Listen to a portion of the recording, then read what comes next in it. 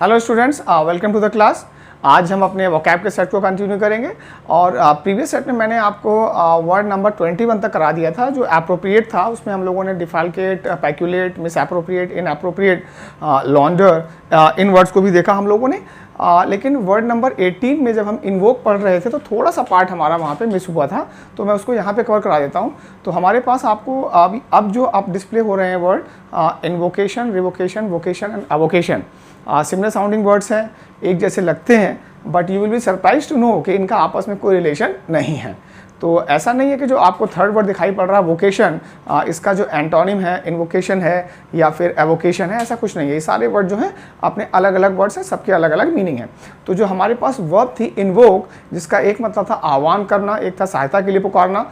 तो एक तो प्रार्थना हो गया था इसका इन्वोक करना किसी से, the act of asking for help specially from a God और फ्रॉम अ पर्सन अथॉरिटी। तो मैंने कहा था ना, लॉर्ड को इन्वोक करते हैं और आह्वान किया जाता है ना। और दूसरा था आह्वान, the act of referring to something और of calling for something to appear. अब कैसे इन्वोकेशन का जो सेकंड मीनिंग है, पहला तो क्लियर हो गया, इन्वोक करना, प्रार्थना करना जो था, इन्वोकेशन जो नाउन हो गया इसका वो हो गया। नाउ आह्वान वाले केस में जब भी कोई धार्मिक कार्य किया जाता है, शैक्षिक धार्मिक कार्य किया जाता है, तो गॉडेस सरस्वती को हम लोग इन्वोक करते हैं कि आप आइए और आकर जो है इस पूरे प्रोग्राम को सफल बनाइए। या सुना होगा श्री गणेश किया जाता है, तो गणेशा को इन्वोक करते हैं कि आइए और आप इस पूरे जो हम लोग नया कार्यक्रम कर रहे हैं या नया जो व्यवसाय शुरू कर रहे हैं उसको सफल बनाइए। तो इन्वोकेशन इस केसेज में आता है। तो आपने पहले सरस्वती वंदना देखी होगी, स्कूल्स में होती है, जब भी कोई एजुकेशनल प्रोग्राम होता है तब हम इस चीज़ इन्वोक कर रहे हैं गॉडेस सरस्वती को या फिर लॉर्ड गणेशा को। और अगर आपको रात में कोई भूत दिखाई पड़ जाए तो आप इन्वोक करेंगे लॉर्ड हनुमान को, और हनुमान चालीसा आप गाते हैं, मतलब रिसाइट करते हैं हनुमान चालीसा। तो इन्वोकेशन वाला क्लियर वर्ड है। फिर हमारे पास एक फैमिली आई थी abrogate, repeal, resigned, revoke, anal, है ना, आधिकारिक रूप से निरस्त करना। तो उसी का जो नाउन है वो रिवोकेशन है, कैंसिलेशन। मैंने यहाँ पे कैंसिलेशन लिखा हुआ है, लेकिन इसका मतलब है official cancellation specially of a law, rule, agreement, treaty etcetera. ठीक है, तो रिवोक वर्ड को हमने पहले कर लिया था। तो अब आप ये नहीं कह सकते कि हमारे जो रेलवे का टिकट था उसका रिवोकेशन हो गया, ऐसा नहीं, वहाँ पे यूज नहीं किया जा सकता इसको। तो स्पेशली लॉ होता है, मैं लिख देता हूँ यहाँ पे थोड़ा सा, लॉ है, रूल है, एग्रीमेंट, ट्रीटी एटसेट्रा। तो इसका जो कैंसिलेशन होगा this is called revocation. Railway ticket के केस में आप इसको यूज नहीं करेंगे। तो इन्वोकेशन क्लियर है, रिवोकेशन क्लियर है, और इनका आपस में कोई रिलेशन नहीं है, जैसा कि आपको दिखाई पड़ रहा होगा।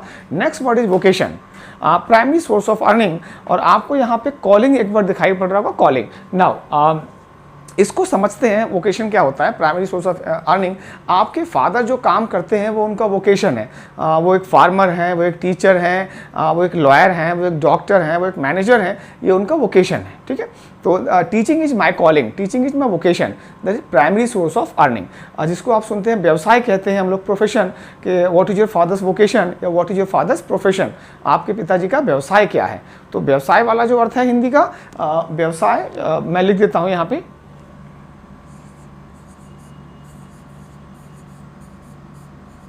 व्यवसाय। और आप पूरा सेट देख लीजिएगा तो आपको समझ में आ जाएगा कि हम किस चीज़ को चेंज कर रहे हैं, क्या जानना चाहते हैं। तो वोकेशन हो गया। और कॉलिंग, कॉलिंग जो है यहाँ पर एक जरन नहीं है, कॉलिंग यहाँ पर एक नाउन के रूप में आएगा। ठीक है, कॉलिंग एक नाउन के रूप में रहेगा। तो यहाँ पे भी मतलब है कि वो कार्य जो आपकी आय का साधन है, this is called vocation, primary source of earning. Now we have avocation, secondary source of earning. Secondary source of earning, ऐसा एज्यूम कर लेता हूँ कि मेरा जो प्राइमरी सोर्स ऑफ अर्निंग है वो टीचिंग है, राइट। अब थोड़ा सा महंगाई ज़्यादा हो गई है तो शाम को मैं कुछ और काम करता हूँ, थोड़ा सा फनी होगा, लेट्स एज्यूम कि मैं गोलगप्पे के ठेले लगाता हूँ, है ना। तो गोलगप्पा शाम को बेचता हूँ और बहुत सारे कस्टमर्स को वहाँ पे भी कैटर करता हूँ, और ड्यूरिंग डे टाइम मैं अपने स्टूडेंट्स को पढ़ाता हूँ। तो क्या होगा, टीचिंग इज माई वोकेशन और कॉलिंग, या प्रोफेशन, अभी प्रोफेशन वर्ड भी आएगा। तो teaching is my vocation, calling और प्रोफेशन, और ये profession, vocation and calling. And golgappe बेचना क्या है, is my vocation. I hope you understand that. तो कई क्रिकेटर्स हैं, क्रिकेट खेलते हैं और साथ ही साथ एडवर्टीजमेंट्स करते हैं, कई पॉलिटिशियंस हैं जो लॉयर भी हैं, है ना। तो उनके वोकेशन में आपको यहाँ पे डिफरेंस समझ में आना चाहिए। एंड एवोकेशन का एक मतलब और भी है जो आपको दिखाई पड़ेगा, हॉबी और इंटरेस्ट। तो जनरली आपसे अगर पूछा जाए कि व्हाट आर योर हॉबीज, तो आप क्या, आपके इंटरेस्ट क्या है, आपकी रुचि किस चीज़ में है, तो आपको समझ में आएगा। लेकिन अगर मैं पूछूँ what is your avocation, what is your avocation, तो वहाँ पे थोड़ा सा एक इशू आता है। तो इस समय हमारे पास आप देखिएगा वोकेशन और एवोकेशन में आपस में कोई रिलेशन तो है, लेकिन एक दूसरे के एंटोनिम नहीं है। ये प्राइमरी सोर्स ऑफ अर्निंग है and that is secondary source of earning, that is avocation. Now we come to word profession, source of earning. Source of earning, इसको भी मैं सोर्स ऑफ अर्निंग कह सकता हूँ, लेकिन हमने क्योंकि एवोकेशन को भी पढ़ा हुआ है इसलिए हमने इसको प्राइमरी सोर्स ऑफ अर्निंग कहा है। तो प्रोफेशन हो गया। Now vocation, calling and profession, 3 word हो गए। और कॉलिंग यहाँ पर एक जेरंड के रूप में फंक्शन नहीं कर रहा है, ये जो है एक नाउन के रूप में फंक्शन कर रहा है, तो दैट इज कॉलिंग। अब हम इस पे आते हैं professional courses.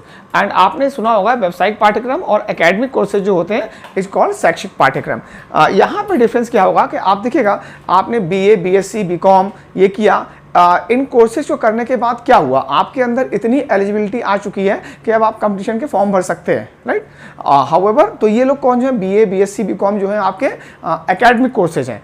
On the contrary आप बीटेक करते हैं, बीबीए करते हैं, बीसीए करते हैं, एमसीए करते हैं, तो इन कोर्सेज को करने के बाद आपको किसी प्रिपरेशन की आवश्यकता नहीं है, आपको किसी प्रिपरेशन की आवश्यकता नहीं है, आप सीधा प्लेसमेंट हो सकता है। तो these are called vocational courses और प्रोफेशनल कोर्सेज। जो हमारी जो एजुकेशन पॉलिसी है जो अब चेंज की गई है, इसमें भी जो जोर है वो प्रोफेशनलिज्म पर है कि हम लोग व्यावसायिक पाठ्यक्रम को बढ़ावा दें, ताकि जो स्टूडेंट है ऐसा ना हो कि मतलब पढ़ाई पूरी करने के बाद ग्रेजुएशन का, अनफॉर्चुनेटली थोड़ा सा मैं ऑफ ट्रैक जाऊँगा, अनफॉर्चुनेटली आज हम लोग कई स्टूडेंट जो है एमए कर चुके हैं और बीएससी मैथ्स करते हैं, लेकिन फिर भी जो है कोचिंग में पढ़ के मैथ्स पढ़ते हैं, या कई बच्चे एमए इंग्लिश है या बीए में इंग्लिश पढ़ा हुआ है लेकिन फिर भी इंग्लिश की कोचिंग करनी पड़ती है। इसका मतलब ये है कि जो हमारा एकेडमिक कोर्स है और जो कंपटीशन में जो स्टैंडर्ड है उसमें एक गैप है जो हमारा एकेडमिक कोर्स जो है उसको फुलफिल नहीं कर पा रहा, and that is where we come in. हम लोग कोचिंग सेंटर वाले आते हैं और आपको आपकी कमी को पूरा करते हैं और अपना व्यवसाय, अपना प्रोफेशन, वोकेशन और कॉलिंग को पूरा करते हैं, ठीक है। तो एकेडमिक कोर्स समझ में आ चुका होगा, शैक्षिक पाठ्यक्रम है जो डिग्री देते हैं, किसी प्रकार का रोजगार नहीं देते, ठीक है। And professional courses, vocational courses कहते हैं आपको जो डिग्री या डिप्लोमा भी मिलता है, साथ ही साथ उसी के थ्रू आपको कोई अलग से प्रिपरेशन करने की आवश्यकता नहीं है, आपको एक रोजगार भी मिलेगा। तो मैं 1 मिनट के लिए हटता हूँ यहाँ से कुछ समय के लिए और देखिएगा सारे वर्ड्स हमारे क्लियर हैं। Invocation, revocation, vocation and avocation. Invocation प्रार्थना, आह्वान, मैंने समझाया, अभी तक एग्जाम्पल समझाया। Then we have revocation, revocation का मतलब कैंसिलेशन होता है, बट स्पेशली इन केसेज में आता है। और वोकेशन और कॉलिंग आपको क्लियर है। Then we have avocation and profession. Then we have 2 more phrases हम लोगों ने यूज किए हैं यहाँ पे, प्रोफेशनल कोर्स या वोकेशनल कोर्सेज। तो आज के बाद ध्यान दीजिएगा, एमबीए एक प्रोफेशनल कोर्स है, वोकेशनल कोर्स है, जबकि बीएससी जो है, बैचलर ऑफ साइंस जो है, एक एकेडमिक कोर्स है। इससे आपको कोई रोजगार नहीं मिलेगा, ठीक है। तो इसको आगे बढ़ते हैं और थोड़ा सा एक बार हम और लेकर आते हैं, और जो वहाँ पे रह गया था प्रोफेशनल।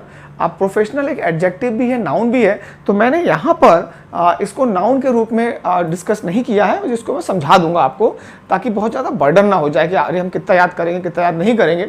और यहाँ पर भी आपको इसके कई मीनिंग्स, कई कॉनोटेशन दिखाई पड़ेंगे, लेकिन उससे आपको कन्फ्यूज नहीं होना है। तो अगर मैं कहता हूँ कि ये पेन जो है प्रोफेशनली तैयार है, प्रोफेशनली, तो इसका मतलब क्या है? इसका मतलब है इसको बहुत दक्षता, कुशलता से बनाया गया है, और ये मेरा प्रोफेशनल लाइफ है, ये मेरी पर्सनल लाइफ नहीं है। लेट्स अज्यूम, मैं एग्जांपल आपको क्लासेस में भी कोट करता हूँ ऑफलाइन बैचेज में, किस प्रकार का व्यक्ति हूँ मैं अगर मैं घर जाके अपनी वाइफ और अपने बेटे को बहुत मारता हूँ, शराब पीता हूँ और बहुत मारता हूँ, तो शायद सोसाइटी के पर्सपेक्टिव से मैं एक बहुत ही बुरा व्यक्ति हूँ और मेरा बॉयकॉट होना चाहिए। तो वो मेरी पर्सनल लाइफ है। प्रोफेशनल लाइफ में मैं आपसे कैसे डील करता हूँ, मैं तो आपको अपनी पर्सनल लाइफ के आपसे पर्सनल चीज़ें नहीं पूछता मैं, है ना। तो प्रोफेशनल, व्यवसाय से संबंधित, ठीक है। तो यूजेज पे ज़्यादा क्वेश्चन पूछे जाते हैं, यूजेज पे इनके ज़्यादा फिलर्स आएंगे। सचिन एक प्रोफेशनल क्रिकेटर है, मतलब क्या हो गया, सचिन तेंदुलकर अगर प्रोफेशनल क्रिकेटर हैं, इसका मतलब ये है कि ये शौक के तौर पे क्रिकेट नहीं खेलते, ये क्रिकेट खेलते हैं, ये इनकी आय का साधन है। हम में से कितने स्टूडेंट्स होंगे आप में से जो गाना गाते हैं, लेकिन गाना गाना सिंगिंग क्या आपका सोर्स ऑफ इनकम है? तो you are not a professional singer, you are an amateur. ठीक है, अभी सारे वर्ड्स देखते हैं। तो अगर मैं बोलूँ Ravi is a professional, Ravi is a professional का मतलब ये होगा, नाउन के रूप में ले रहा हूँ, रवि इज मैंने आर्टिकल लगा दिया, रवि इज अ प्रोफेशनल। इसका मतलब ये है कि रवि एक व्यक्ति है, ये जो कार्य कर रहा है यही इसकी आय का साधन है। हम में से बहुत सारे लोग फोटो ले लेते हैं, कैमरा, आजकल हर कोई कैमरामैन है, but are we professional photographers? No, we are not.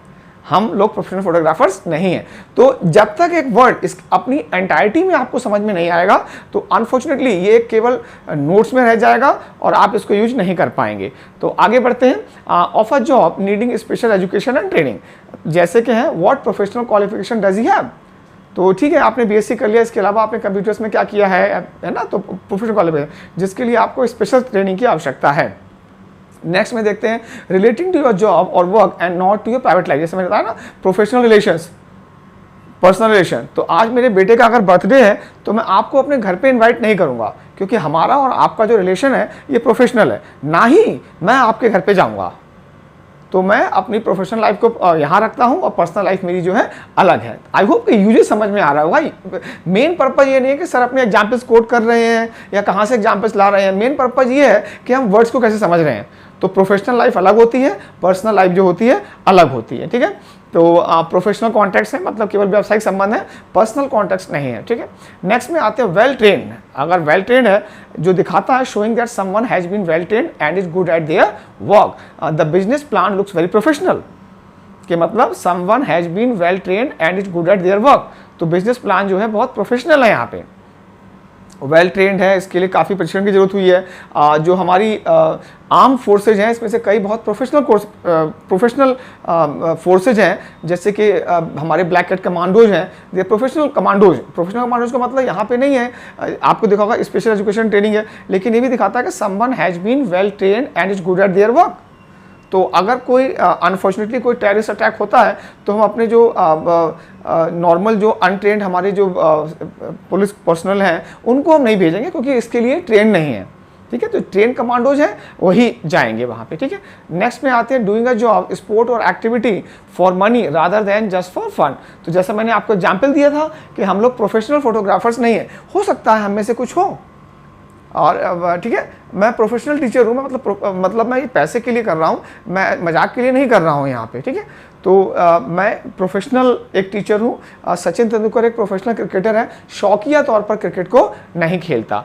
तो जो एक वर्ड और दिखाई पड़ रहा होगा, आपने वन वर्ड में काफ़ी पढ़ा होगा, एमेटर। एमेटर भी कह सकते हैं, एमेचर भी आप इसको प्रोनाउंस कर सकते हैं। प्रोनाउंसिएशन को लेकर हमारा बहुत ज़्यादा कोई हाई तौबा वाली बात नहीं है कि नहीं कोई तीसरा भी शुद्ध हो जाएगा कि अगर मैंने एक वर्ड को इनकरेक्टली प्रोनाउंस किया तो एक थर्ड वर्ड स्टार्ट हो जाएगा, ऐसा कुछ नहीं है। आपके जेब में जब तक एक आई कार्ड है जिस पे लिखा हुआ है इनकम टैक्स ऑफिसर या सेंट्रल ब्यूरो ऑफ इन्वेस्टिगेशन, तब तक आपके प्रोनाउंसिएशन का कोई फर्क नहीं पड़ता। प्रोनाउंसिएशन का फर्क पड़ेगा तब जब आप कॉल सेंटर में काम कर रहे होंगे। समझ में आ रहा है आपको? तो अगर एक आईएएस ऑफिसर का प्रोनाउंसिएशन गलत है तो सही मान लिया जाएगा, लेकिन एक क्लर्क अगर उसका प्रोनाउंसिएशन गलत है तो सब लोग उसकी गलती निकालेंगे। तो शायद ये आपका पोजीशन, आपका रैंक है जो आपको सम्मान दिलाएगा। आप कितने अच्छे व्यक्ति हैं ये कभी डिसाइड नहीं करेगा कि आपको सम्मान दिया जाए या ना दिया जाए। आपने अचीव क्या किया लाइफ में। हो सकता है आपके थॉट्स बहुत अच्छे हो, but thoughts have no financial value. पैसे कितने मिलते हैं इससे? कुछ नहीं मिलता, तो कुछ नहीं होगा। तो प्रोफेशनल में डूइंग अ जॉब, अब प्रोफेशनल टेनिस प्लेयर, समझ में आ गया? पैसे के लिए कर रहा है, फन के लिए नहीं कर रहा। और अगर कोई व्यक्ति केवल फन के लिए कर रहा है तो हम उसके लिए वर्ड अमेच्योर लगाएंगे। ठीक है, अब वो वर्ड हमारा खत्म हो गया। नाउ ये वर्ड 18 का तो रिमेनिंग पार्ट था। अब हम आते हैं 22nd वर्ड, ब्लास्फेमी। आपने सुना होगा कि कुछ कंट्रीज हैं जहाँ पे ब्लास्फेमी लॉ है, और पाकिस्तान में ही है। और यहाँ पे अगर आपने धर्म के खिलाफ कुछ बोला तो आपको बगैर किसी सबूत के कन्विक्ट कर दिया जाएगा और हैंग भी कर दिया जाएगा। तो जब हम कहते हैं ब्लास्फेमी, इसका हिंदी मतलब सुना होगा ईश निंदा। आपने सुना होगा ईश निंदा, और नहीं सुना होगा तो सुन लीजिए। ब्लास्फेमी का मतलब होता है ईश निंदा। दिखाई पड़ रहा है एक्सप्रेसिंग डिसरेस्पेक्ट फॉर गॉड और फॉर समथिंग सैक्रेड। आपने कई बार देखा होगा कि मतलब अमेरिका में या यूरोपियन कंट्रीज में वो लोग एक नई चप्पल बनाते हैं या एक डोरमैट बनाते हैं और उस पर किसी इंडियन गॉड का फोटो बना देते हैं। सो जो इंडियन कम्युनिटी है, दिस इज ब्लास्फेमी। और उनको वहाँ पे वो उसको रिट्रैक्ट करना पड़ता है, वापस लेना पड़ता है। इसी पर कोई भी ऐसा किया गया कार्य, बोली गई चीज़, लिखी गई चीज़, करी गई चीज़ जिससे किसी धार्मिक चीज़ का असम्मान होता हो, इज कॉल्ड ब्लास्फेमी। तो this is an act of blasphemy का मतलब होगा कि आपने कुछ ऐसा कार्य किया है जिससे धर्म विशेष के, किसी भगवान की या किसी धर्म विशेष की असम्मान है, अवमानना है। ठीक है, तो ब्लास्फेमी एक एब्स्ट्रैक्ट नाउन होगा। जब हम लोगों ने बेसिक्स पढ़ा था तो आपने एब्स्ट्रैक्ट नाउन पढ़े थे। एब्स्ट्रैक्ट नाउन क्या होते हैं? जिनको आप महसूस कर सकते हो। तो ईश निंदा को हम महसूस कर सकते हैं, इसको हम टच नहीं कर सकते। तो ब्लास्फेमी हो गया। अब अगर आप और देखिएगा, ब्लास्फेम ये निंदा करना, ना का मतलब क्या था कि ये वर्ब के रूप में यूज किया जा रहा है। जैसा देखते हैं, to use words which show a lack of respect for God और रिलीजन। ये वर्ड ज़्यादा यूज नहीं किया जाता। जनरली जो आप वर्ड सुनते हैं, दैट इज ब्लास्फेमी। एडजेक्टिव आपके पास और रहा, ये मूवी बहुत ब्लास्फेमस है, आपकी जो स्पीच है ये बहुत ब्लास्फेमस है, और ये जो आपके एक्ट हैं बहुत ब्लास्फेमस है। तो ब्लास्फेमस का मतलब क्या होगा? ईश निंदात्मक, हिंदी में है एडजेक्टिव है, OUS से वैसे भी एंड हो रहा है, और हमने बेसिक्स में देखा है कि OUS वाले जो वर्ड होते हैं वो एडजेक्टिव होते हैं। तो कंसीडर्ड ऑफेंसिव टू गॉड और रिलीजन। तो सारा याद नहीं करना है, ब्लास्फेमी नाउन है आपको याद नहीं करना है, और ब्लास्फेम जो है वर्ब है याद नहीं करना है, ब्लास्फेमस एडजेक्टिव है आपको वैसे याद हो जाएगा, OUS आ रहा है। तो कोई भी ऐसा कहा गया कार्य, करा गया कार्य, कहा गया शब्द जिससे धर्म का या किसी भगवान विशेष का असम्मान हो, इज कॉल्ड ब्लास्फेमी, राइट। तो उसी से संबंधित वर्ड है ये। नाउ ब्लास्फेमी आपको दिखाई पड़ रहा है। आपके पास एक वर्ड और है, सैक्रिलेज, जो कि नाउन है, और इसका जो एडजेक्टिव फॉर्म है वो है सैक्रिलेजियस। प्रोफैनिटी एक नाउन है, प्रोफेन एक एडजेक्टिव है। इसको आप वर्ब के रूप में भी यूज कर लेते हैं। प्रोफेन को हम वर्ब के रूप में यूज करते हैं। जब ये वर्ड अलग से आएगा तो इसका आपको पता लग जाएगा। तो सैक्रिलेज एंड प्रोफैनिटी ITY वाले नाउन होते हैं, ईश निंदा, और sacrilegious and profane are adjective. Now irreverent and irreverence, ENT वाले जो हमारे एडजेक्टिव होते हैं और ENC वाले जो होते हैं नाउन होते हैं। तो यहाँ पर मैंने एक बार एक बच्चे से पूछा कि आप क्या अपने पेरेंट्स को रेस्पेक्ट करते हैं? Do you respect your parents? तो ऑफ कोर्स बच्चे का आंसर क्या आएगा? Yes sir, we respect our parents. करते हैं, क्यों नहीं करते हैं? मैंने ये नहीं पूछा कि आप मुझे रेस्पेक्ट करते हैं, आप अपने नेबर को रेस्पेक्ट करते हैं, आप अपने डिस्टेंट रिलेटिव जो दूर के उनको रेस्पेक्ट करते हैं। मैंने स्पेशली पूछा कि आप अपने पेरेंट्स को रेस्पेक्ट करते हैं। अब पेरेंट्स का मतलब क्या होता है? आप सोचिए एक लाइफ उन बच्चों की जहाँ पे कि पेरेंट्स के साथ नहीं रहते बिकॉज ऑफ एनी रीजन, उनकी लाइफ कैसी है। तो भगवान को जो है साक्षात रूप में बॉडीली फॉर्म में तो हमने कभी नहीं देखा, लेकिन जिन्होंने हमें पाल पोस कर इतना बड़ा किया, हमें रहने के लिए जगह दी, खाने के लिए दी, और हमारे नखरे भी जो सहते हैं वही आपके पेरेंट्स हैं। तो पेरेंट्स के लिए एक रेस्पेक्ट वर्ड जो है मुझे नहीं लगता कि उनको फिट करता है। जो सही वर्ड है वो ये है,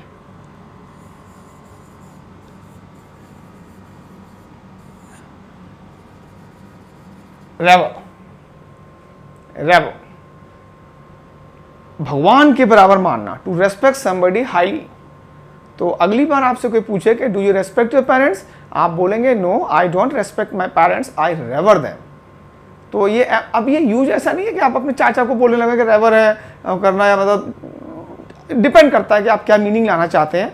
और आपने जब अगर क्रिश्चियन स्कूल में पढ़े होंगे तो वहाँ लिखा होता है रेवर्ड फादर, रेवर्ड जो पास्ट पार्टिसिपल के रूप में आता है, रेवर्ड फादर, ठीक है। और इसी में आपके पास एक वर्ब आती है वेनिरेट। दोनों वर्ब्स हैं, और जो हमारे पास वर्ड आया था ब्लास्फेमी में आ रहा था वर्ड ना, इररेवरेंस और इररेवरेंट, तो वो इसी वर्ब से निकाला गया वर्ड है। तो to respect somebody highly, to respect somebody highly, किसी का बहुत अत्यधिक सम्मान करना, इनफैक्ट इतना सम्मान करना कि उसको भगवान के तुल्य मान लेना, भगवान के बराबर मान लेना।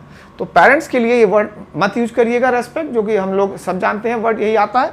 तो the word is to respect somebody highly.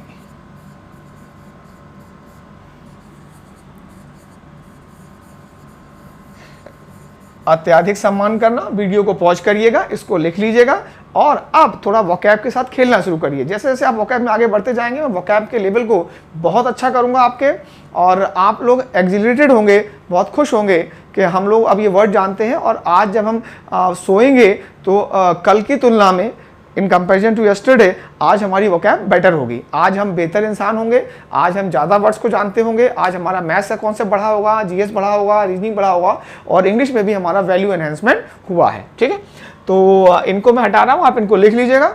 और ये वर्ड क्यों लाए गए, क्योंकि हमारे पास जो थर्ड वर्ड आ रहा था इररेवरेंस, तो आप अगर ये देखिएगा रेवरेंट व्यक्ति कौन होगा, जो बहुत सम्मान दिखाता है, और इररेवरेंट कौन होगा, शोइंग डिसरेस्पेक्ट। और ये क्या हो जाएगा, नाउन हो गया इररेवरेंस। अब आपके पास एक वर्ड और आया था जो हम लोगों ने पहले पढ़ा, एमिलियोरेट और deteriorate and consecrate and desiccated.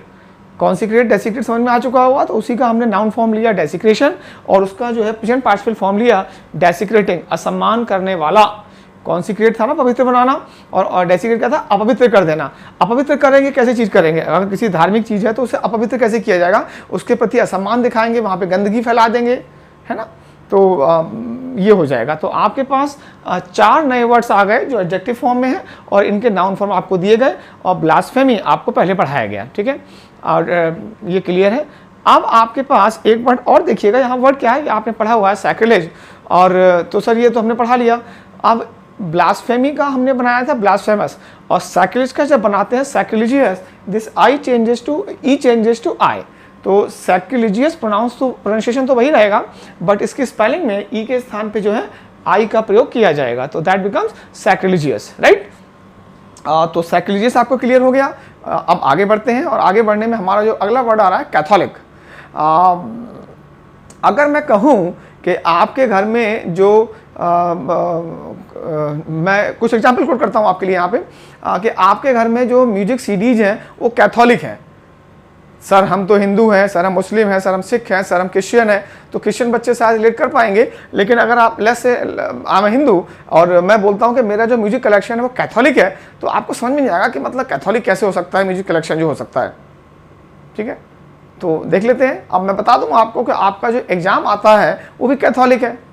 Sir ये कैसे हो सकता है कैथोलिक, हम तो बिल्कुल इतना क्रिश्चियनिटी यहाँ पे नहीं है, इतनी इंडिया में जो है या जिस रीजन में हम रहते हैं उतनी क्रिश्चियनिटी नहीं है सर, तो कैसे हमारा पेपर कैथोलिक हो सकता है। डिफरेंट कॉनोटेशंस, अलग अलग मीनिंग्स, जो अलग अलग मीनिंग्स आते हैं वो अलग अलग चीज़ें दिखाते हैं। Let's understand that. तो ईसाई संप्रदाय ठीक है, आप लोग जानते हैं मुस्लिम्स में शिया और सुन्नी होते हैं जो हम वन वर्ड में पढ़ते हैं, और Catholic and Protestant, Catholic and Protestant 2 sects हैं जो क्रिश्चियंस में होते हैं। ठीक है, तो a member of Roman Catholic church, बिल्कुल ठीक है। एंड कैथोलिक जो स्मॉल सी आपको दिखाई पड़ रहा होगा, तो अगर मैं लिखूँ आई एम अ कैथोलिक, तो आई एम अ टीचर, तो टीचर का टी जो आएगा स्मॉल आएगा। लेकिन अगर मैं लिखता हूँ आई एम अ हिंदू, तो एच कैपिटल आएगा। I am a Muslim, M capital आएगा। I am a Christian, C capital आएगा। तो आई एम कैथोलिक का सी जो होगा कैपिटल लिखा जाएगा। लेकिन जो मेरा म्यूजिक कलेक्शन है कैथोलिक है, वेरिड है, अलग अलग प्रकार का है, including many different types of thing. तो आज का खाना बहुत कैथोलिक है, केवल नॉर्मल खाना नहीं है, इसमें कई प्रकार की चीज़ें हैं। अब मैं नाम लूँगा तो आपको भूख लग जाएगी, क्लास छोड़ के भाग जाएंगे आप, तो इसको ऐसे ही रखते हैं। तो खाना कैथोलिक है। तो आपका जो एग्ज़ाम आता है, क्या उसमें इंग्लिश में केवल ग्रामर ही आएगी? नहीं, उसमें रीडिंग कॉम्प्रिहेंशन भी है, क्लोज टेस्ट भी है, सेंटेंस रीअरेंजमेंट भी है, फिलर्स भी है, इडियम्स एंड फ्रेजेज है, वन वर्ड सब्स्टिट्यूशन है। Of course they all are offshoots of English language, but isn't the paper catholic? अलग अलग प्रकार की मिलकर बना हुआ है। मैथ्स में आते हैं, आपका अलजेब्रा है, ट्रिग्नोमेट्री है, मेंसुरेशन है, और भी कई टॉपिक हैं जिनके बारे में मैं नहीं जानता, मैं नहीं बता रहा आपको क्योंकि मुझे आता ही नहीं वहाँ पे ज़्यादा, और मेरा मैथ्स बहुत अच्छा नहीं है। कोई बात नहीं है, तो मतलब मैं एक ही चीज़ में पढ़ाता हूँ, तो मैं इसी में अपना अच्छा तो नहीं कह सकता, लेकिन हाँ मैं कंफर्टेबल तो बहुत हूँ। तो Catholic including many different types of thing. तो आपके पेपर में जो है अलग अलग प्रकार के आते हैं, एक टॉपिक को ले लें तो, और ग्रामर में भी आपका केवल आर्टिकल नहीं आएगा, कई अलग चीज़ें आएंगी। तो हम कह सकते हैं जो हमारा जो ग्रामर सेक्शन है बड़ा कैथोलिक है। ऐसा नहीं है कि एक पार्ट से ही एरर हमसे पूछी जा रही है। तो including many different types of things. और देख सकते हैं as a young person he had more catholic taste than he does now. का मतलब क्या है कि अब उसके टेस्ट जो अब उसकी रुचि है, टेस्ट का मतलब यहाँ पे स्वाद से नहीं है, इंटरेस्ट रुचि से है, तो उसके इंटरेस्ट जो है अलग अलग थे। साइकिलिंग भी करता है, क्रिकेट भी खेलता है, हॉकी भी खेलता है, फोटोग्राफी भी करता है, डांसिंग भी करता है, सिंगिंग भी करता है। तो दीज इंटरेस्ट आर कैथोलिक, अलग अलग प्रकार के हैं। अब ये इसके नहीं है उतने ही, तो जो एग्जाम्पल है, तो यहाँ पे इसका मतलब बिल्कुल भी धर्म से रिलेटेड नहीं है। तो कैथोलिक आ जाएगा आपका ये word. And to have catholic taste, to like many different things, अलग अलग चीज़ों के होना, ये रुचि अलग अलग, कई अलग चीज़ों में रुचि होना। यूनिवर्सल, ब्रॉड, ऑल एम्ब्रेसिंग, इसमें हर चीज़ शामिल है या कई प्रकार की चीज़ें शामिल हैं। ठीक है, इसी में जो आपका कैथोलिक वर्ड आया, तो आपके पास एक सुना होगा विविध। विविध भारती की बात मैं नहीं कर रहा हूं। And that word is miscellaneous.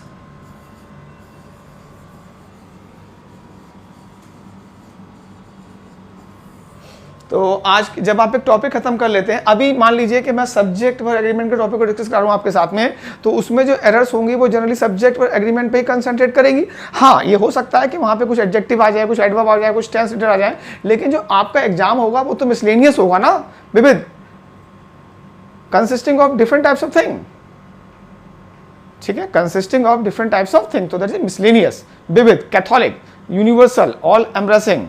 ठीक है, तो जो आपने वर्ड देखे थे यहाँ पे कैथोलिक आया, और कैथोलिक के साथ में आपने यूनिवर्सल देखा, जिसमें सब कुछ व्याप्त है। तो दुनिया भी कैथोलिक है, अलग अलग प्रकार के लोग हैं, अलग अलग प्रकार के व्यवसाय हैं, अलग अलग प्रकार के क्लाइमेट है हर जगह, तो दैट इन दैट कॉन्टेक्स्ट ये आता है। ठीक है, और आपके पास जो वर्ड है मिसलेनियस, इसको आप लिख लीजिएगा। स्पेलिंग का एक अच्छा वर्ड है और एक अच्छे वर्ड में इसको गिनती होती है। तो आपने सुना होगा मिसलेनियस एक्सरसाइज, काफ़ी सुना होगा, तो उसमें विविध प्रकार के क्वेश्चन दिए जाते हैं। ठीक है, तो मैं इसको यहाँ से हटाता हूँ और आप लिखिएगा एग्नोस्टिक। एक ये जो वर्ड है, इसको अगर हम करें तो इससे रिलेटेड हमारे पास काफ़ी वर्ड्स आज करने को हमें मिलेंगे, और इसके बाद हमारा वैल्यू एनहेंसमेंट काफ़ी ज़्यादा होगा।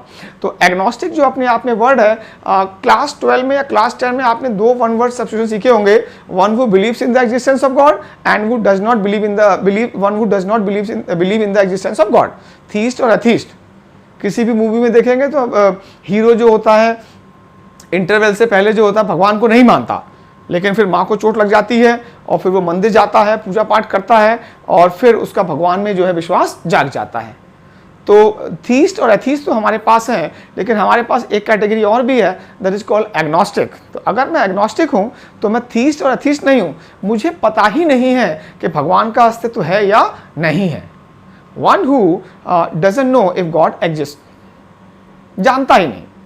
तो a doubter who neither believes nor disbelieves, ना तो विश्वास करता है ना अविश्वास करता है, मैं एग्नोस्टिक हूँ, बस मुझे नहीं मालूम भगवान है या नहीं है।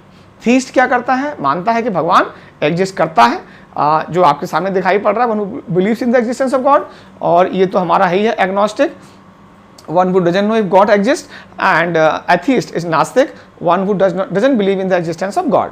तो थीस्ट और एथीस्ट ये दो वर्ड जो हैं, ये तो शायद हम लोगों की कैटेगरी में पहले से ही आते होंगे। हम लोगों के यहाँ पे जो हमारी टीवी है, जो हमारे हार्ड डिस्क है, उसमें पहले से पढ़े हैं, और एग्नोस्टिक भी शायद वहाँ रहा होगा।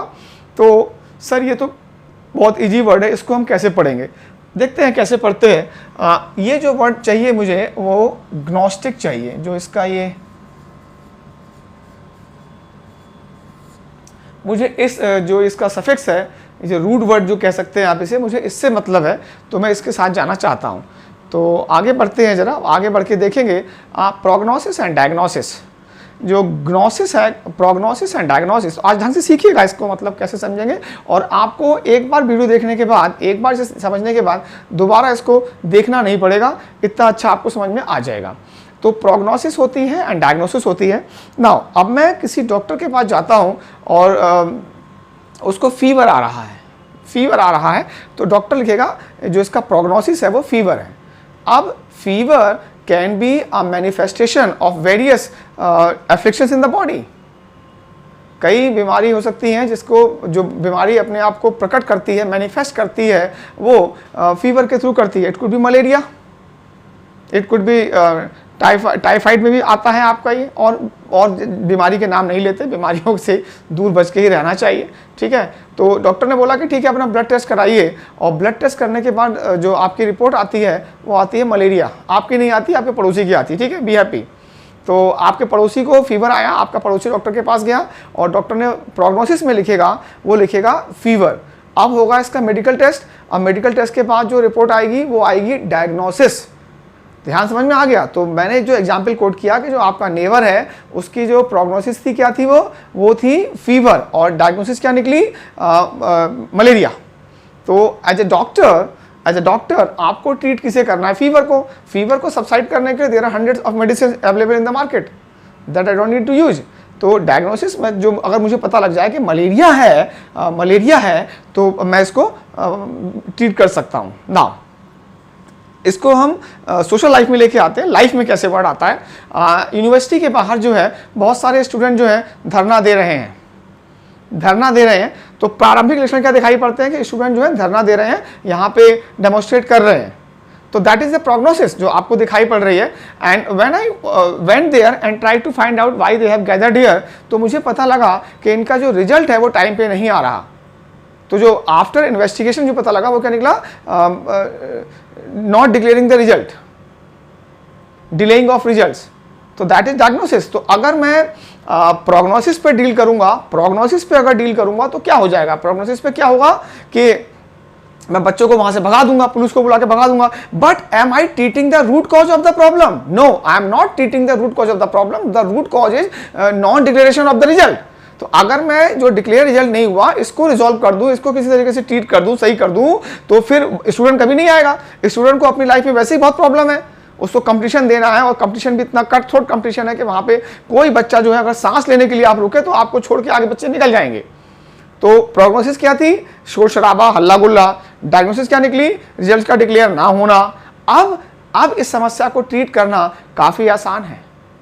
तो हमें क्या करना है, जो ऑफिसर्स होते हैं, जो मैनेजर्स होते हैं, वो डायग्नोज करते हैं प्रॉब्लम को कि आखिर प्रॉब्लम क्या हो रही है, क्या कारण क्या है, आखिर क्यों आ रहे हैं। तो आप देख सकते हैं किसान लोगों ने रोड को ब्लॉक किया हुआ है, तो अगर एक इनएफिशिएंट एडमिनिस्ट्रेशन होगा तो किसानों को वहां से भगाएगा, अगर एक एफिशिएंट एडमिनिस्ट्रेशन होगा तो he will try to do the diagnosis of this. इसका जो वर्ब फॉर्म डायग्नोसिस का है वो डायग्नोज है, जो अभी वर्ब के रूप में हम लाएंगे। तो आपको समझ में आ रहा है। तो डायग्नोसिस पता होनी चाहिए कि आखिर मेन कॉज क्या है, सही निर्धारण, किसी समस्या या बीमारी का सही निर्धारण, डायग्नोसिस क्या है, ठीक है। तो प्रोग्नोसिस कब होती है, शुरू में होती है, और जब हम पूरी चीज़ कर लेते हैं तो जो निकल के पूरा इन्वेस्टिगेशन कर लेते हैं, पूरी जो भी हमारे टेस्ट हैं या इन्वेस्टिगेशन है जो कर लेते हैं, उसके बाद जो निकल के आता है वो क्या निकल के आता है, डायग्नोसिस। तो आज के बाद आपको मैंने फार्मर्स का एग्जाम्पल दिया, स्टूडेंट्स का एग्जाम्पल दिया, आपको फीवर मलेरिया का एग्जाम्पल दिया, तो अब आप इन्हें एग्जाम्पल से रिलेट कर सकते हैं, आप समझ सकते हैं कि प्रोग्नोसिस और डायग्नोसिस क्या होती है। केवल अगर इनको लिख के याद करेंगे तो ये वही रहेंगे जो क्लास 6 के नोट्स में था। वो अब जो क्लास 6 में आपने पढ़ा वो केवल नोट्स में है, अब आपके हार्ड डिस्क में नहीं है। अनफॉर्चुनेटली वो डिलीट ऐसा हुआ है कि अब दोबारा पढ़ना पड़ेगा, तभी आप उसे कर पाएंगे। नाउ थोड़ा सा आते हैं, ग्नोसिस का मतलब था नॉलेज, जो हमने पढ़ लिया था एग्नोस्टिक, उसमें एडजेक्टिव था। तो डायग्नोसिस का आपने सुना होगा डायग्नोस्टिक, अभी आएगा, मैं उसको डील करता हूं। तो ग्नोसिस होता है, और प्रो का मतलब क्या होता है, पहले, और डाय का मतलब थॉरो, कंप्लीट, थॉरो या कंप्लीट। आपने डायग्राम बनाए होंगे, उसमें ग्राम पिक्चर, डाया थॉरो कंप्लीट। तो नॉलेज, ग्नोसिस तो हो गया नॉलेज, और डाया क्या हो गया, कंप्लीट नॉलेज। अभी देखते हैं एग्नोस्टिक प्रोग्नोस्टिक हो गया, डायग्नोस्टिक एडजेक्टिव बनाए हम लोगों ने। आगे बढ़ते हैं। तो प्रोग्नोसिस क्या होता है, medical prediction of the likely course of a disease, शुरुआती लक्षण, किसी बीमारी के शुरुआती लक्षण, बस, ठीक है। अब क्या है कि ये टेक्निकल टर्म्स होते हैं थोड़े से, तो इनको यूज करना थोड़ा सा प्रॉब्लम है। एंड प्रोग्नोसिस, भविष्यकरण, भविष्यवादी, एक प्रारंभिक ज्ञान। प्रोग्नोसिस जो एग्जाम्पल दिया वो था, एक प्रोग्नोसिस का मतलब भविष्य का कथन, भविष्यवाणी भी है। तो मेरा प्रोग्नोसिस तो यही है कि जिस तरीके से चल रहा था मेरा, डायग्नोसिस नहीं है मेरी, ये प्रोग्नोसिस है कि इस मैच में ऐसा हो सकता है, तो फोरकास्ट है। तो अभी आजकल जिस तरीके से इलेक्शन की रैली चल रही है, उससे लगता है मेरा प्रोग्नोसिस ये है कि पार्टी ए जो है जीत जाएगी, ये मेरा फोरकास्ट है, ठीक है। प्रोग्नोसिस हो गया एंड भविष्य कथन, भविष्यवाणी हो गया। इसी से मिलता जुलता एक वर्ड और है, और जो बताए मैंने, फीवर और फार्मर्स और स्टूडेंट के एग्जाम्पल दिए, दे होल्ड ट्रू, ठीक है ना। एक वर्ड आपके पास और आएगा, एंड एग्जाम्पल देखिएगा, एग्जाम्पल है the prognosis is for more people to work part time in the future. तो जिस तरीके से आप इकोनॉमी मूव कर रही है या काम को हम लोग वर्क फ्रॉम होम भी प्रमोट करते हैं, तो उससे लग के लगता है कि आने वाले समय में लोग जो है पार्ट टाइम काम भी किया करेंगे, फुल टाइम काम नहीं किया करेंगे। तो मतलब एग्जाम्पल है, यहाँ पे किसी का प्रोग्नोसिस है ये, आप इससे एग्री कर सकते हैं, आप इससे डिसएग्री कर सकते हैं, बस एक एग्जाम्पल यहाँ पे कोट किया गया। And then we have this word prognostication. इसको हम बीमारी के लक्षण में नहीं ला सकते, किसी बीमारी के या किसी समस्या के प्रारंभिक लक्षण के रूप में हम इसको नहीं ला सकते। इसका मतलब केवल जो है भविष्यवाणी आता है, I think that somebody says will happen in the future, it is a forecast, it is ये इंडिया मैच जीतेगा, ये मेरा प्रोग्नोसिस है और ये मेरा प्रोग्नोस्टिकेशन है। लेकिन जो फार्मर्स का जो एजिटेशन है, आंदोलन है, ये किसी प्रॉब्लम का प्रोग्नोसिस है, प्रोग्नोस्टिकेशन नहीं हो सकता, किसी की चीज़ के प्रारंभिक लक्षण है, नहीं हो सकता। तो प्रोग्नोस्टिकेशन का मतलब केवल भविष्यवाणी या जो पूर्वानुमान आप लगाते हैं, फोरकास्ट, वेदर फोरकास्ट आप देखते हैं, तो वहाँ पे हम फोरकास्ट का वर्ड का यूज करते हैं, ठीक है ना। अब देखते हैं, अब हमारे पास क्या है, डायग्नोसिस। जैसे मैंने बताया आपको, डाय का मतलब क्या होता है, डायग्नोसिस मैंने अलग अलग कर लिया इसको। डाय का मतलब कंप्लीट और नॉलेज। तो डायग्नोसिस कब निकलती है, जब हम पूरा इन्वेस्टिगेशन कर लेते हैं, सारे टेस्ट कर लेते हैं। एंड अब ये वर्ड है डायग्नोसिस, समझ में आ गया, रोग समस्या का सही निर्धारण, निदान, ठीक है, द एक्ट ऑफ डिस्कवरिंग और identifying the exact cause of an illness और अ प्रॉब्लम, ठीक है। तो डायग्नोसिस हो गया। तो डायग्नोसिस क्या है, प्रोग्नोसिस क्या है, फीवर, डायग्नोसिस क्या है, मलेरिया, ठीक है। अब इसी का जो है वर्ब फॉर्म आ गया, डायग्नोज करना। जब हम सेंटेंस करेक्शन कर रहे होते हैं, तो हमें प्रॉब्लम को क्या करना होता है, डायग्नोज करना होता है या ट्रीट करना होता है। सोचिए, डायग्नोज करेंगे, ट्रीट करेंगे, केवल हमें यही तो बताना होता है कि पार्ट ए में, पार्ट बी में, पार्ट सी में एरर है। कई बार डॉक्टर भी तो कहता है भैया आपको कोई बीमारी नहीं, घर जाइए और खाना ढंग से खाइए, तो कई बार नो एरर भी तो निकलती है, नो एरर भी निकल के आती है, तो डायग्नोज करा जाता है। तो ट्रीटमेंट हम किस में करते हैं, सेंटेंस के इंप्रूवमेंट में करते हैं। तो थोड़ा सा सबसे, अगर आप एक पेशेंट की जो है देखें, जो हॉस्पिटल गया और सही होकर आया, तो सबसे पहले उसको प्रोग्नोसिस हुआ होगा।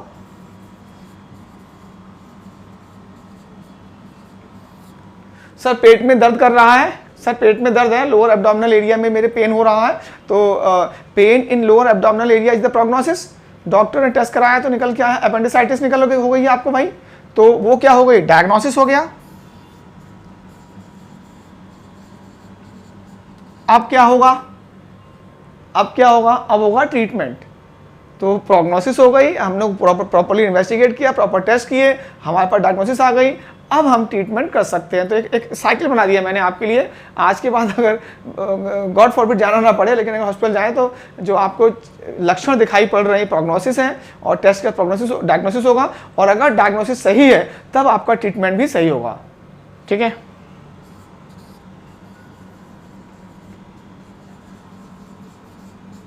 आप इनको लिख लीजिएगा। एंड प्रोग्नोसिस का हमारे पास वर्ब फॉर्म नहीं है, डायग्नोसिस का हमारे पास वर्ब फॉर्म है, और ट्रीटमेंट का हमारे पास वर्ब फॉर्म है, ठीक है।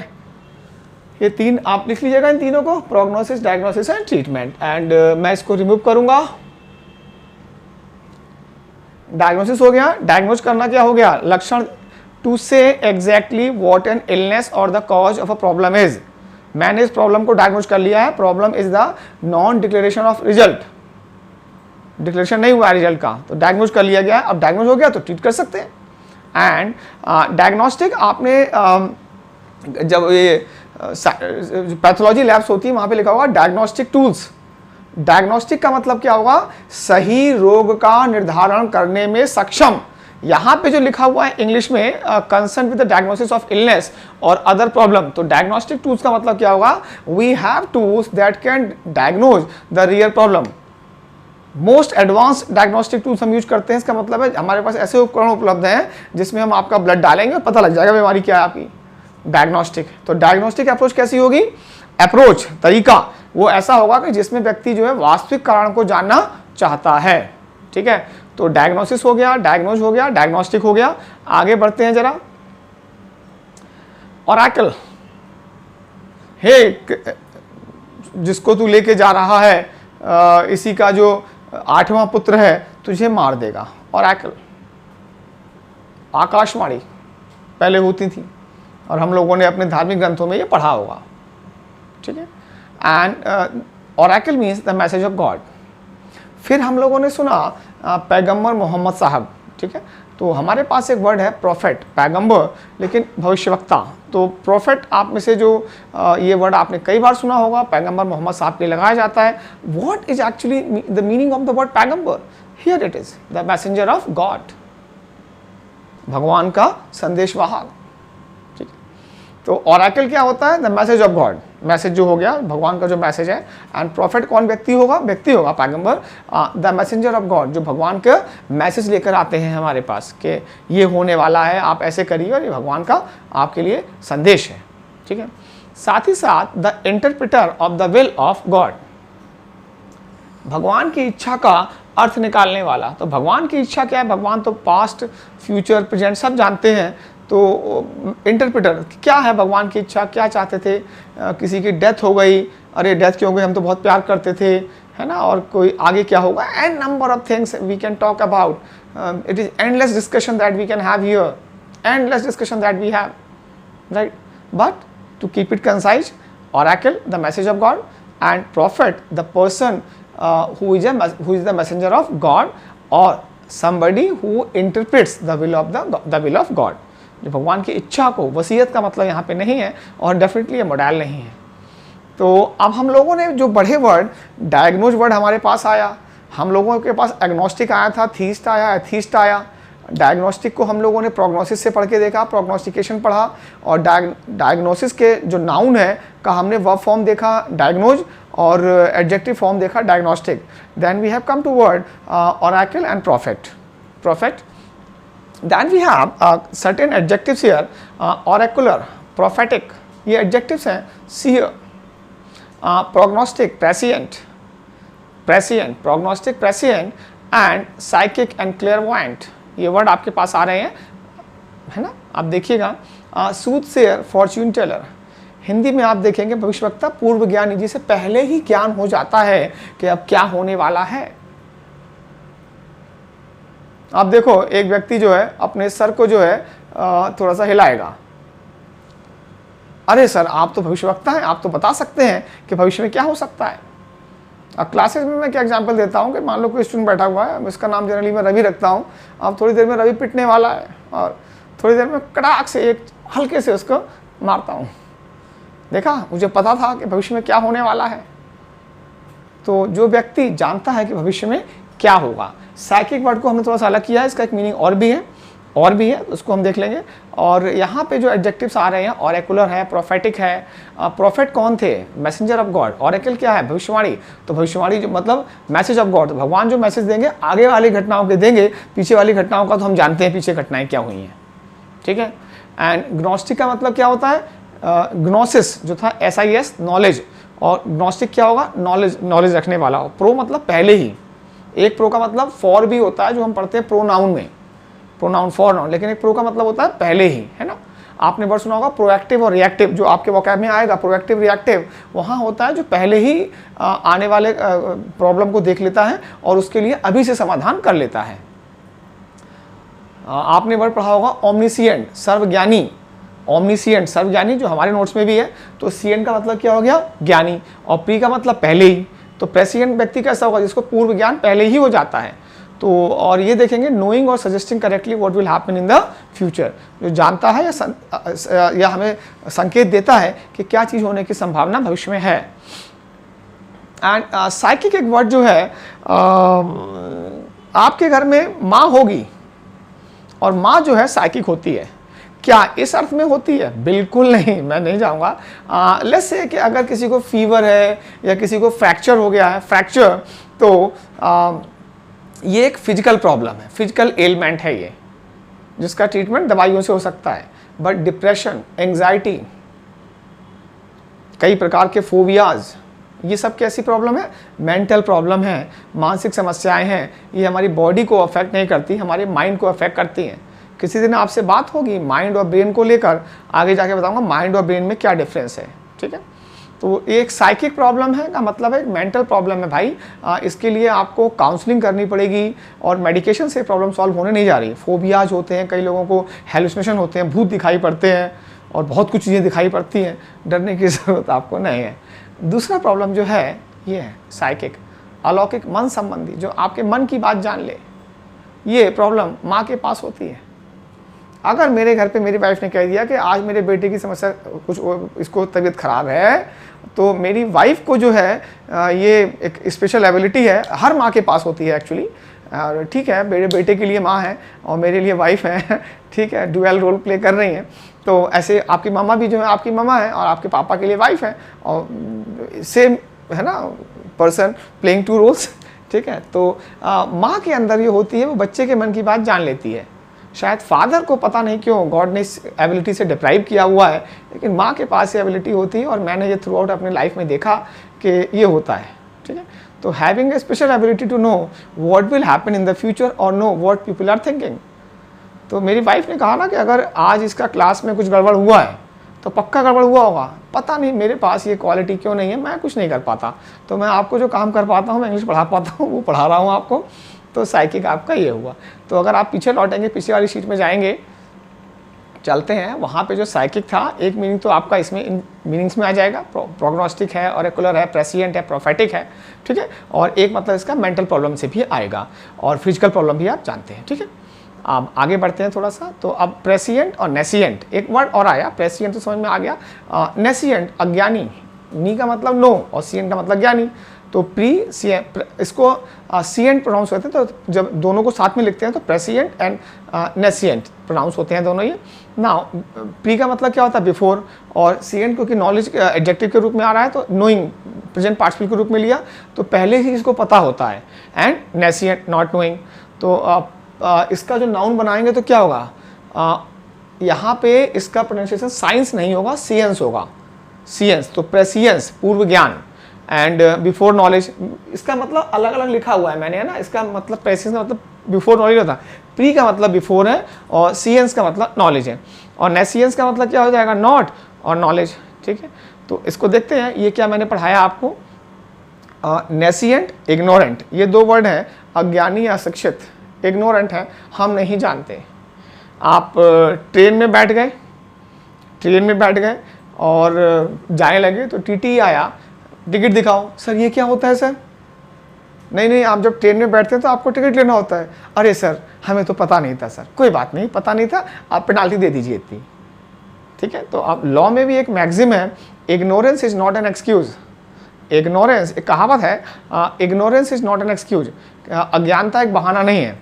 अगर कोई चीज़ भारतीय दंड संहिता में अपराध है और आप शायद उस अपराध को ना जानते हो, आप नहीं जानते हैं कि भाई कानून आपने नहीं पढ़ा है, आपने लॉ के एक्सपर्ट नहीं है, तो आपने कोई वो अपराध किया, अब आप पुलिस वाले पकड़ते हैं आपको, तो आप ये नहीं कह सकते कि अरे सर हमें तो सर नहीं पता था कि सर ये अपराध है, सर गलती से हो गया। तो पुलिस आपको छोड़ेगी नहीं, आपको कन्विक्ट किया जाएगा। जो मैक्सिम मैंने बोली, अज्ञानता कोई बहाना नहीं है। ठीक है, मैं उसको लिख देता हूँ पहले, तो उसका नाउन फॉर्म आएगा, क्योंकि हमें वहाँ सब्जेक्ट बनाना है। Ignorance is not an excuse. अज्ञानता कोई बहाना नहीं है। ठीक है, तो इसी का नाउन फॉर्म है, आप इसको लिख सकते हैं। ये एक प्रोवर्ब है, और ईडियम फ्रेजेज में आप जब बताता हूँ तो बताता हूँ आपको मैं ईडियम फ्रेज क्या होते हैं, प्रोवर्ब्स क्या होते हैं, सेइंग्स क्या होती हैं। तो ये कहावत है, कहावत खुद में एक सेंटेंस होती है अपने आप में। ईडियम फ्रेज खुद सेंटेंस नहीं बनते, किसी सेंटेंस में उनका यूज किया जाता है। ठीक है, तो आप इसको लिख सकते हैं, अज्ञानता कोई बहाना नहीं है। ठीक है, तो nescient, not having enough knowledge, understanding और इन्फॉर्मेशन, इसको पर्याप्त ज्ञान नहीं है कि टिकट लेना होता है, क्लास में बैठे हैं बगैर फीस देके, सर आप तो शिक्षक हैं सर, ज्ञान के प्रचार प्रसार करते हैं सर, आप हमें क्यों पैसे ले रहे हैं सर? पैसे दे, फीस दे पहले तो पढ़ाएं, अज्ञानता नहीं चलेगी। ठीक है, एंड ये वाला वर्ड इग्नोरामस, OUS नहीं है, नाउन है। कहीं आप सोचेंगे OUS लगा हुआ है, OUS नहीं है, OS है। एंड मूर्ख या अज्ञानी। ठीक है, और इसका मतलब क्या होता है, a person who knows nothing. तो शायद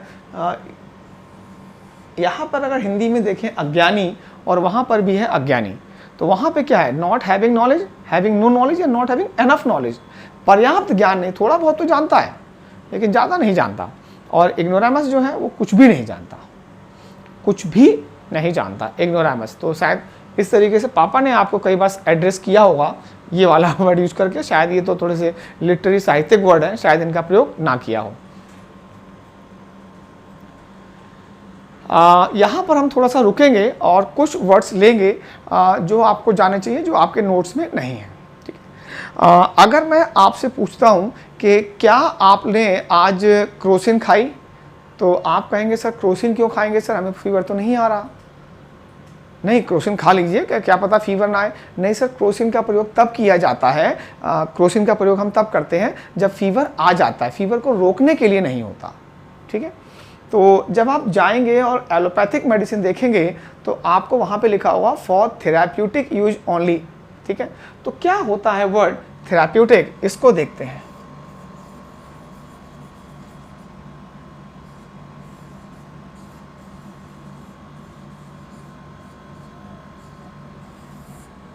थेराप्यूटिक का मतलब होता है यूज फॉर ट्रीटमेंट ओनली। इसका मतलब होता है एलोपैथिक मेडिसिन को आप तब नहीं ले सकते, बीमारी को रोकने के लिए नहीं ले सकते, बीमारी को होने के बाद लेते हैं। तब किसी मेडिसिन पे लिखा हुआ थेराप्यूटिक यूज ओनली, तो इसका मतलब ये है। ठीक है, अब नाउ आप च्यवनप्राश खाते होंगे, आप तुलसी का प्रयोग करते हो, गिलोय का प्रयोग करते होंगे, ये कुछ चीज़ें हैं जिनका आप प्रयोग करते हैं। तो इनका प्रयोग हम कब करते हैं, बीमारी होने के बाद या बीमारी होने से पहले? बीमारी होने से पहले करते हैं। तो जो ये इनकी जो क्वालिटी है वो है प्रोफिलैक्टिक। ठीक है,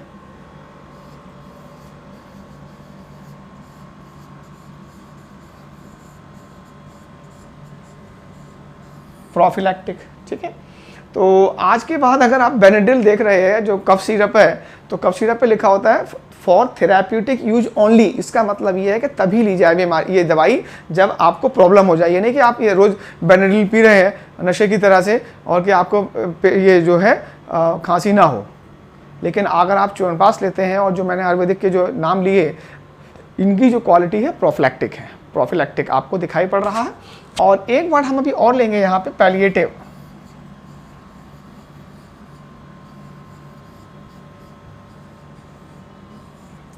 पैलिएटिव का मतलब क्या होगा? अभी मैं इनको अभी मैं यूज कर रहा हूँ तो मेडिकल टर्म में यूज कर रहा हूँ, क्या हम इनको लैंग्वेज में ले सकते हैं? बिल्कुल ले सकते हैं, लैंग्वेज में भी लेंगे और लैंग्वेज में समझेंगे इसको। मान लीजिए किसी के हाथ में अनफॉर्चुनेटली थोड़ा सा बर्न हो गया तो वहाँ पर जल गया है, मतलब और थोड़ा स्कैल्डिंग हो गई है, भाप से जल गया है, गर्म चीज़ से जल गया है। ठीक है, अब हम तुरंत क्या करते हैं, ठंडा पानी डालते हैं इस पर हम लोग ठंडा पानी डालेंगे। तो ठंडा पानी डालने से क्या इसका ट्रीटमेंट हो जाएगा? बिल्कुल नहीं होगा, लेकिन थोड़ी सी राहत मिल जाएगी। इलाज तो इसका प्रॉपर होगा, जब आप प्रॉपर मेडिकेशन यूज करेंगे तब होगा। तो पैलिएटिव मेडिसिन कैसी होती हैं? पैलिएटिव सब्सटेंसेज कैसे होते हैं? जो किसी चीज़ की तीव्रता को तो कम कर देते हैं लेकिन रूट कॉज को ट्रीट नहीं करते। तो हमारे पास 3 वर्ड आ गए। पहले हम इनको थोड़ा सा लिखेंगे। थेराप्यूटिक है, प्रोफिलैक्टिक है एंड पैलिएटिव है। अब आपको लगेगा कि हाँ, हम अब थोड़ा वोकैब की तरफ बढ़ रहे हैं। तो कलर चेंज कर लिया जाए, आप इनको लिखिए। थेराप्यूटिक सारे के सारे एडजेक्टिव हैं ये। यूज फॉर ट्रीटमेंट ओनली,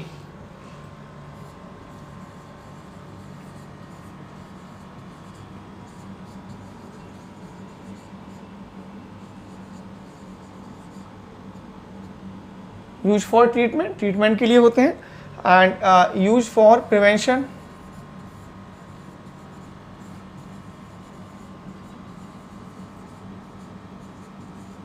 रोकथाम के लिए यूज करते हैं। यूज फॉर प्रिवेंशन, तो तुलसी की जो क्वालिटी है थेराप्यूटिक नहीं है, हो सकता हो थेराप्यूटिक इलाज करती है लेकिन प्रोफिलैक्टिक ये ज़्यादा है।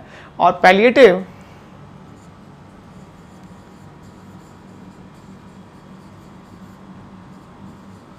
reducing the pain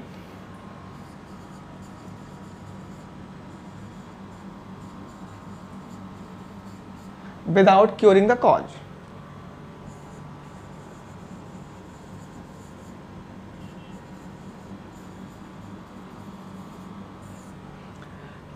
ये जो वर्ड्स हैं थोड़े से एक्स्ट्रा हैं और एक्स्ट्रा वर्ड हम बहुत सारे करते हैं, इसलिए जो एक सेट वोकैब का है वो काफ़ी कॉम्प्रिहेंसिव होता है। करीब 5-6 क्लासेज में ख़त्म होता है जब हम ऑफलाइन मोड में रहते हैं। और क्योंकि हम ऑनलाइन में ये मोड ले रहे हैं तो यहाँ पे छोटे छोटे वीडियो बनाए जा रहे हैं कि घंटे के सवा घंटे के वीडियो बनाए जाते हैं आपके लिए, और इसमें हम कुछ वर्ड्स को लेते हैं। तो अगर आप देखेंगे तो हम लोगों ने ज़्यादा वर्ड्स नहीं किए, लेकिन हमारा जो रीच है, जो अंडरस्टैंडिंग है वो काफ़ी बेहतर होगा। ठीक है, तो हम अब देखते हैं। तो ये हो गया, आप लिख लीजिएगा इसको। नाउ पाकिस्तान हम पे बार बार हमला करता है। सरकार कहती है कि बातचीत के द्वारा इसका समाधान करेंगे, बातचीत के द्वारा हम इसका समाधान करेंगे।